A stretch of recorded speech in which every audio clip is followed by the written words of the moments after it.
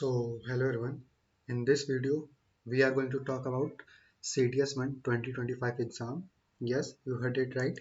CDS1 2025 उसके कुछ की पॉइंट्स जिसका फर्स्ट अटेम्प्ट है उसके लिए कुछ इम्पोर्टेंट टर्म्स और उनको कैसे क्या मतलब A to Z सब कुछ डिटेल में डिस्कस करेंगे. ऑल्सो जिसका सेकेंड अटेम्प्ट है, ठीक है, या फिर थर्ड अटेम्प्ट है, कोई भी अटेम्प्ट है, और साथ ही साथ जिनका लास्ट अटेम्प्ट है उनके लिए तो बहुत ही इंपॉर्टेंट है सेशन. ऑल्सो अगर आपने अभी तक प्रिपरेशन अपनी उस लेवल की नहीं की है जिसमें आप समझ पाओ कि आपको IMA श्योर शॉट मिल जाएगा या फिर OTA मिल जाएगा. OTA के लिए जैसे मैं बता दूं, यहाँ पे आपको दो सब्जेक्ट्स में अच्छे करना होता है. पहला इंग्लिश और दूसरा GK. ठीक है, अगर आपको IMA में जाना है तो इंग्लिश GK के साथ आपको मैथ्स को भी अच्छे से प्रिपेयर करना पड़ेगा, तभी आपको IMA और IFA INA मिलेगा. ठीक है, sorry, air force, Indian navy and Indian army. तो उसके लिए आपको मैथ्स कंपलसरी है. OTA के लिए आप इंग्लिश और GK से कर सकते हो. नाउ बहुत लोग क्या करते हैं, वो स्ट्रैटेजी क्या अपनाते हैं कि वो इंग्लिश और GK ये दो पहले प्रिपेयर करते हैं और मैथ्स को लास्ट मोमेंट के लिए रख देते हैं. ठीक है, उससे होता क्या है, इंग्लिश और जीके बहुत फास्ट होता है, उसको वो प्रिपेयर करते करते लास्ट मोमेंट लाइक अभी एडमिट कार्ड आ गया, अभी तक उनका जीके का प्रिपरेशन नहीं हुआ होगा. ऑल्सो उनका इंग्लिश, जैसा बहुत लोग क्या करते हैं, इंग्लिश उनका ICSE या CBSE बोर्ड से होते हैं तो वो समझते हैं इंग्लिश यहाँ पे उस लेवल की आ जाएगी जिसमें वो 60 to 70 मार्क्स यहाँ से अचीव कर सकते हैं. वो इस कॉन्फिडेंस में होते हैं. बट यहाँ पे क्लियरिटी और रियलिटी बता देता हूँ. तो देखो यहाँ पे होता क्या है, इंग्लिश आपकी उस स्कूल के लेवल की नहीं आएगी, आती है बट कुछ कुछ टफ भी होते हैं, कुछ मीडियम और कुछ आपको सिंपल क्वेश्चंस भी देखने को मिल जाएंगे. तो इंग्लिश एक मिक्स हुआ रहता है क्योंकि इंग्लिश यहाँ पे कंपलसरी है. जीके की बात करूँ तो जीके में अगर आप जनरल नॉलेज और करंट अफेयर्स में जाओगे तो ये बहुत ही वास्ट हो जाएगा. यहाँ पे सिंपल आपको क्या करना है, physics, chemistry, maths, bio, economics and polity, इस पे आपको बहुत ज़्यादा फोकस करना है. उसके बाद आपको ज्योग्राफी पे फोकस करना है, उसके बाद आपको हिस्ट्री पे फोकस करना है. That's it. ठीक है, PCM B ये आपका एकदम बिल्कुल श्योर शॉट एकदम अच्छे से प्रिपेयर होना चाहिए. और इकोनॉमिक्स और पॉलिटी ये दो आपका उसके बाद, और जीके और वो आपका क्या होता है जो यहाँ पे करंट अफेयर्स और हिस्ट्री, ये आप उसके बाद रख सकते हो. ये होता है आपका जीके का. इंग्लिश में आप क्या करो, इंग्लिश में आप बेसिक अभी जितना आपका कर चुके हो, वो जहाँ से भी किया है आपने उस वीडियो को उठाओ, उसी को रिपीटेशन में देख लो जितना हो सके उतना. 1x में देख लो, 1.5x में देख लो, 2x में देख लो. जितना आप रिपीट करोगे उतना आपके लिए अच्छा होगा. PCM में आपको मैं बता दे रहा हूँ, इसमें आपने अगर NCERT करी है तो अच्छी बात है. अगर NCERT से नहीं पढ़ा है, जिस भी वीडियो से जहाँ से भी कोर्स बाय करके पढ़ा है या फिर फ्री यूट्यूब पे पढ़ा है, तो वहाँ से उसी वीडियो को सेम आप देख लो 3-4 बार, जितने टाइम्स आप देख सकते हो till the exam. Like 13th को एग्जाम है तो आप 11th तक इसको रिपीटेशन मोड में जितना हो सके देख लो. 12th को आप क्या करना है, रिलैक्स करना, और 13th को आके एग्जाम दे देना. ठीक, 12th को हल्का फुल्का रिविजन, ताकि आप भूल ना जाओ अगर आपने कुछ लास्ट मोमेंट में रिवाइज किया है तो. सिंपल इतना आपको करना है. या अभी जितना आपको दिन बचे 11 तारीख तक, जितना रिपीटेशन आप कर सकते हो इंग्लिश और या हमारा क्या GK GS, जो कि मैं मोटा मोटा बोलूँ तो यहाँ पे आपका साइंस. ठीक है, science and economics and polity, इसमें और सब सेक्शन ये 3, और इंग्लिश आप जितना कर सको उतना करो. ठीक है, अब आते हैं मैथ्स की बारी आती है. तो मैथ्स में आपको मिल जाएंगे क्वेश्चंस जो बहुत ही थोड़े, इसमें सबसे अच्छी बात क्या होती है, इसमें एक क्वेश्चन पे 1 मार्क्स मिलते हैं. यहाँ पे आपको 0.833 मार्क्स मिलेंगे पर करेक्ट आंसर पे. यहाँ पे आपको एक एक क्वेश्चन पे 1 मार्क्स मिल जाएगा. तो अगर आपने 20 क्वेश्चन कर दिए सही तो आपको 20 नंबर अच्छे से मिल जाएंगे अगर आपने श्योर शॉट कर दिया तो.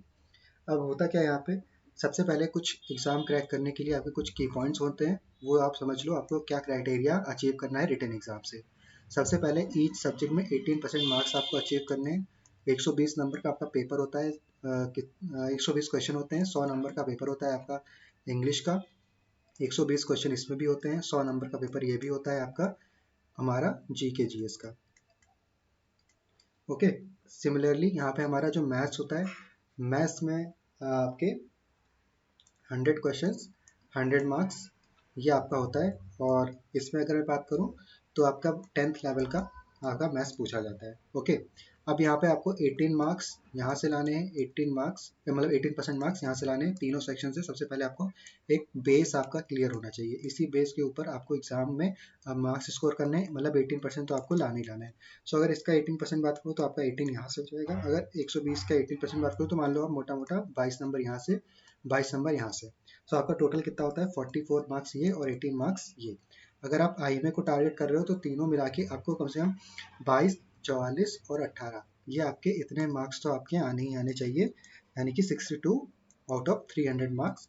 आपके 62 क्या होता है, एक बेस, यानी कि ये मांगता है हमारा सीडीएस कि आप 62 नंबर तो लेकर आओ ही 300 नंबर में से। उसके बाद आप यहाँ पे 40 ऐड कर लो, अगर आपने इंग्लिश अच्छा कर दिया 40 मार्क्स वहाँ से ऐड कर लो, या फिर 30 मार्क्स वहाँ से ऐड कर लो। उसके बाद आप मैथ्स में 20 क्वेश्चन और सही करके आ जाओ, जीके में आप 10 क्वेश्चन और सही करके आ जाओ। तो 62 में अगर आप मान लो अगर आपने 40 से आप 50 क्वेश्चन और कर लिए तो आप आईएमए के लिए रिकमेंड हो जाते, सॉरी रिकमेंड नहीं, मतलब रिटर्न आप क्लियर कर लोगे फॉर एसएसबी। तो यहाँ पे ये सिंपल सा एक लॉजिक था जो आपको प्रिपेयर करना है, अपने माइंडसेट को इस तरह से प्रिपेयर करना है कि आपको हर एक सेक्शन से, यानी कि जीके, इंग्लिश और हमारा मैथ्स, इसमें 18% मार्क्स तो लाने लाने कि 18 नंबर आपको मैथ्स में चाहिए, 18 क्वेश्चन आपको सही करना है मैथ्स में, 22 क्वेश्चन जीके जीएस में, 22 क्वेश्चन इंग्लिश में। इससे ज़्यादा ही करोगे आप, लेकिन ये बेस होता है। अगर आपने मान लो कि आपने अगर आई ने आपका मैथ्स बहुत अच्छा मान लेते हैं, ठीक है, आपने यहाँ पे 78 क्वेश्चन मैथ के सही कर लिए, और आपने जो आपका जीके जीएस का पोर्शन था उसमें आपने 12 ही मार्क्स किए, और इंग्लिश आपने बहुत अच्छा था, इंग्लिश में आपने 78 का आपने अचीव कर लिया।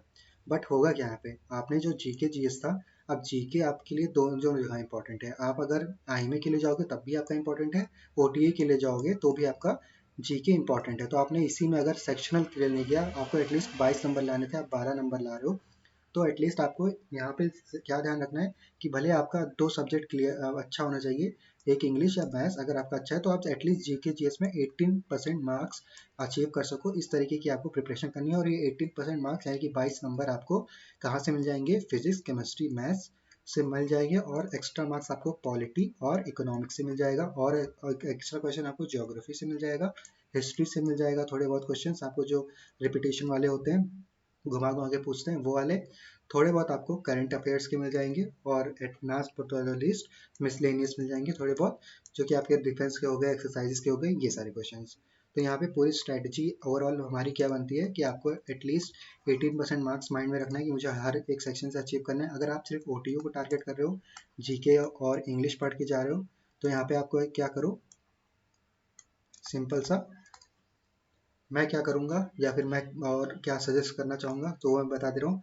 अगर आपने जीके और इंग्लिश किया तो आप समझ रहे हो कि जीके यहाँ पे टफ होता है इंग्लिश के कंपैरिजन में, तो आप इंग्लिश को जितना रिपीटिशन में अभी देख सकते हो, जितना आप रिपीट कर सकते हो कॉन्सेप्ट्स को, और जो भी हमारे वीडियोस हैं अवेलेबल वहाँ से जितना आप देख सकते हो उतना देखो इंग्लिश को, ठीक है। इंग्लिश के लिए आप बिल्कुल मतलब ऐसा करो कि मतलब आप अगर एक क्वेश्चन को अगर आप याद भी कर लो, मतलब ऐसा क्वेश्चन आप मतलब प्रिपरेशन इस टाइप का रखो, अगर आपको एक सिमिलर क्वेश्चन मिल जाए तो आपको आंसर तक याद होने चाहिए, हो जाने चाहिए, अगर आप कोई प्रीवियस ईयर क्वेश्चन को ही पूछा जाए तो, ठीक है। इस लेवल की आपको इंग्लिश प्रिपेयर करनी है, मतलब आपको रिपीटेशन बहुत ज़्यादा क्या बोलते हैं जितना रट्टाफिकेशन, अब यहाँ पे आपको रटना नहीं है, बट यहाँ पे आपको फॉर्मूलेस इसके जो भी रूल्स हैं, ठीक है, ये सारे आपको रट जाने चाहिए। इतनी बार आपको वीडियो देखो, और कोई भी चीज़ अगर आप रिपीटेशन पे देखते हो 5 से 6 बार अगर आप देख लोगे तो आपको वो ऑटोमेटिकली रिपीट हो जाएगा। लाइक अगर मैं बात करूँ, कोई भी अगर PYQ है, ठीक है, अगर वही आप मॉक टेस्ट दे रहे होगे, तो अगर आपने मॉक टेस्ट दिया होगा तो वहाँ पे आप देख लोगे और एक क्वेश्चन आपको एक बार में दिख गया, तो अगर आपको उसका आधा क्वेश्चन भी दिख गया ना, तो भी आप सेलेक्ट करके आ जाओगे राइट आंसर को। तो यही मैं कह रहा हूँ कि आपको इंग्लिश में यहाँ पे क्या करना है, 120 नंबर का आपका 120 क्वेश्चन होंगे, इसमें 100 नंबर का आपका पेपर होगा, 0.833 आपको मिलेंगे मार्क्स पर करेक्ट आंसर के लिए। तो ठीक है, आपको यहाँ पे 100 क्वेश्चन का आपको टारगेट बनाना चाहिए इंग्लिश के लिए, जिससे आप 83 मार्क्स ला सको। बट 83 नहीं आएंगे, बहुत लोगों के 83 भी नहीं आएंगे, बट यहाँ पे आपको टारगेट क्या करना है, एटलीस्ट आप 100 क्वेश्चन सही करके आओ जिससे आपको 83 नंबर मिल जाए। और यहाँ पे आपको 83 भी नहीं मिलते, अगर आप 100 क्वेश्चन करके आए और 75 भी मिल गया तो बाकी आपके जीके में 70, यहाँ पे 75, और ओटी के लिए आपको क्या पता होना चाहिए कि बहुत ज़्यादा नहीं ज़्यादा 90 से लेके 110 के बीच में इसका हमारा कट ऑफ जाता है, ठीक है। 110 तब भी मैंने बोल दिया आईएमए में ये चला जाएगा, बट 92 आप मान सकते हो कि 100 आपका ओटीई के लिए कट ऑफ जाता है आउट ऑफ 200 मार्क्स, यानी कि 50% मार्क्स आपका OTA के लिए रहता है, बट यहाँ पे आप सेफ साइड के लिए 110 मान लो। तो 75 अगर यहाँ पे इंग्लिश में आप स्कोर कर लेते हो आउट ऑफ 100 मार्क्स, तो होता क्या है यहाँ पे 75 अपने यहाँ से अचीव कर लिया। और आपको पता था जीके में आपको 22 क्वेश्चन तो सही करने ही थे, ठीक है, 22 नंबर का क्वेश्चन। तो 22 नंबर का क्वेश्चन अगर आप यहाँ से सही कर लोगे तो यहाँ पे आपको कितने नंबर हो गए, 7 यहाँ से और 97। आपका आराम से इस रेंज में आप आ जाओगे और आपका कट ऑफ OTA का क्लियर हो जाएगा। अब यहाँ पे ये नहीं कह रहा हूँ मैं कि आपको इतना ही क्लियर करना है, आप अगर 100 प्लस ला सकते हो तो 100 प्लस के लिए टारगेट करो, बट अगर आप ऐसे OTA के लिए टारगेट कर रहे हो, आपको रिकमेंड होना है और आप मतलब बिल्कुल एज पे हो कि यहाँ से आप या तो फॉल करोगे या राइज करोगे, तो उस कंडीशन में आपको 75 मतलब इस ये स्ट्रैटेजी अपनानी चाहिए। इंग्लिश यहाँ पे आपको अच्छे से करके जाना चाहिए और जीके आपको इतना करके जाना चाहिए कि आप एटलीस्ट 30 to 40 मार्क्स यहाँ से ला सको। एक बहुत ही अच्छे कंडीशन में, अगर आप वर्स्ट कंडीशन में जाते हो तो एटलीस्ट आप 20 to 25 मार्क्स ला सको जीके में, इतना आप प्रिपेयर कर लो, ठीक। और इसको प्रिपेयर करने के लिए आपको सिर्फ 10th की फिजिक्स केमिस्ट्री मैथ्स बायो की वीडियो जो अवेलेबल हैं CDS के लिए, उसको देखना है और ज़्यादा वहाँ पे अपना दिमाग नहीं लगाना। जो वो रिपीटेशन में बता रहे हैं, कोई अच्छे टीचर्स को पकड़ो, मेंटोर को पकड़ो, उसको बार बार रिपीटेशन में देख लो, तो यहाँ से आपका CDS का या आपका OTA का रास्ता साफ हो जाएगा, ठीक है। अब बात करते हैं IMA के लिए। सो IMA के लिए जैसे अब यहाँ पे हमने 97 OTA के लिए कर लिया, अब यहाँ पे ये सब्जेक्ट तो सेम होंगे IMA के लिए भी। अब IMA का कट ऑफ कितना जाता है यहाँ पे, हम मान लेते हैं 120 to 147 मान लेते हैं आउट ऑफ 300 मार्क्स, ठीक है। ये अप्रॉक्स कट ऑफ जाता है फॉर IMA। तो यहाँ पे हमें क्या करना है, सिंपल मैथ्स में हमें क्या पता है, एक क्वेश्चन पे 1 मार्क्स मिलता है। सो 97 आप 120 माइनस 97 कर लो, या फिर 120 हम मोटा मोटा ले लेते हैं, 100 मान लेते हैं, ठीक है। 120 इधर और 100 मान लेते हैं OTA के लिए कट ऑफ। तो यहाँ पे 20 क्वेश्चन आपको मैथ्स में और करने हैं। 18 नंबर के लिए आपको 18 क्वेश्चन मैथ्स में सही करने होंगे। 18 प्लस आप कर दोगे तो ऑटोमेटिकली आप IMA के लिए भी यहाँ पे सेलेक्ट हो जाओगे फॉर SSB। तो यहाँ पे ये चीज़ें आपको ध्यान रखनी है, ये स्ट्रैटेजी बनानी है।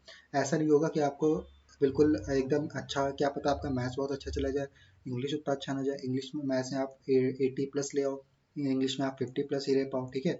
तब भी आपका एटलीस्ट एक चांस होगा कि आप अगर आपने जीके भी अच्छा कर लिया तो आप IMA के लिए तो सेलेक्ट हो ही जाओगे, ओके।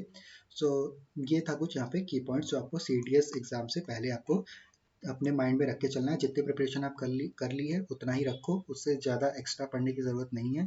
अगर आपने मैथ्स बहुत 2-3 महीने पहले पढ़ा था, उसी को आप वापस से एक वीडियो को उठाओ, और अगर वन शॉट वीडियो आपको मिल जाती है बहुत अच्छी बात है, उसको रिवाइज कर लो, रिपीटेशन में उसको 2-3 बार देख लो, वहाँ से आपकी क्लैरिटी और अच्छे थॉट्स क्लियर हो जाएंगे। कोई PYQ अगर सॉल्व करवा रहा है यूट्यूब पे, वो देख लो CDS मैथ्स का। अगर PYQ देख लोगे तो वहाँ पे आपको एक मोटा मोटा आइडिया मिल जाएगा कि आपको इस क्वेश्चन को इस तरीके से हैंडल करना है। तो ये चीज़ आपको यहाँ पे बाद में समझ में आ गई है। नेक्स्ट यहाँ पे अगर बात करूँ कुछ मतलब जनरल की पॉइंट्स की, जो आपको CDS एग्जाम अगर फर्स्ट अटेम्प्ट है तो आपको ध्यान में रखना है। सो सबसे पहली बात, आप एक एडमिट कार्ड आपका आ गया तो एडमिट कार्ड वहाँ पे आप निकाल लेना। UPSC CDS डालोगे, आपको एडमिट कार्ड के लिए ऑप्शन आ जाएगा, वहाँ पे एडमिट कार्ड डाउनलोड कर लेना रजिस्ट्रेशन ID डाल के। अगर रजिस्ट्रेशन ID फॉरवर्ड कर गए हो तो वहाँ पे फॉरगेटन का भी ऑप्शन होगा। अपना नाम, ठीक है, अपना नाम, खुद का नाम, पापा मम्मी का नाम डाल देना और भी डेट ऑफ बर्थ डाल देना। आपका रजिस्ट्रेशन ID फिर से आपको ईमेल हो जाएगा, वहाँ से आप रजिस्ट्रेशन ID डाल के फिर से आप लॉगिन हो जाना और UPSC का अपना CDS का एडमिट कार्ड डाउनलोड कर लेना। अगर आपका सेम सिटी में है तो एक बार तब भी आप क्या करना, गूगल मैप में डाल के आसपास के एरिया को अच्छे से गो थ्रू कर लेना कि आपको कहाँ पे कितने बजे निकलना है, वो सारे आप यहाँ पे की पॉइंट्स को अपना चेक कर लेना। साथ ही साथ यहाँ पे एडमिट कार्ड की 2 कॉपीज निकाल लेना फॉर इमरजेंसी। अगर एक नहीं निकलता है तो दूसरा आपके पास होना चाहिए, मतलब एक अगर कहीं इधर उधर फट जाता है तो दूसरा आपके पास होना चाहिए।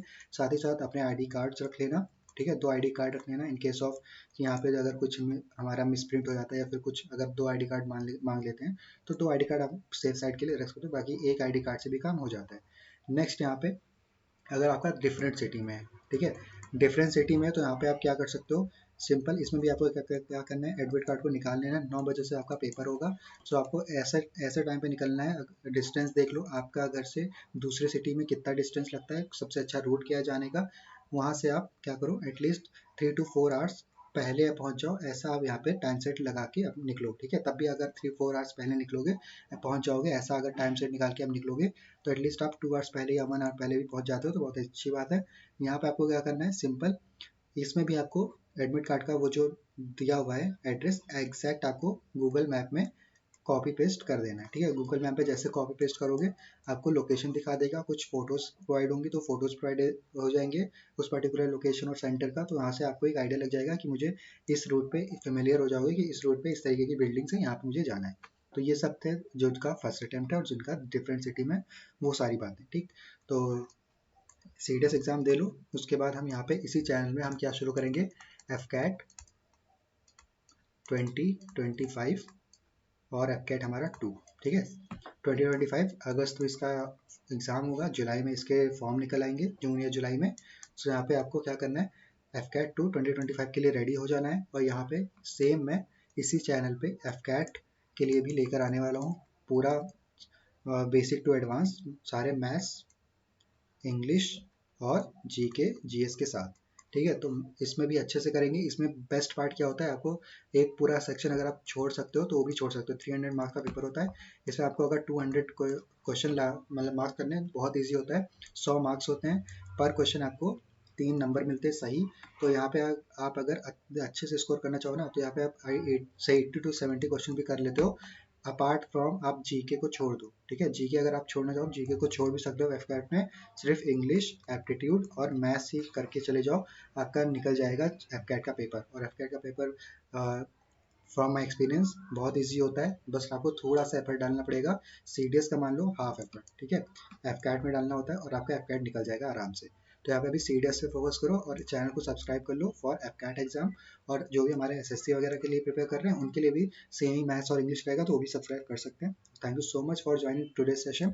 Hope I have clear and resolve your thoughts कि यहाँ पे आपको कैसे प्रिपेयर करना है, थोड़ा प्रेशर कम होगा, ठीक है। तो अच्छे से एग्जाम दो, all the best and do join academy and do subscribe our channel also, ठीक है। थैंक यू सो मच, मिलते हैं किसी नेक्स्ट वीडियो में।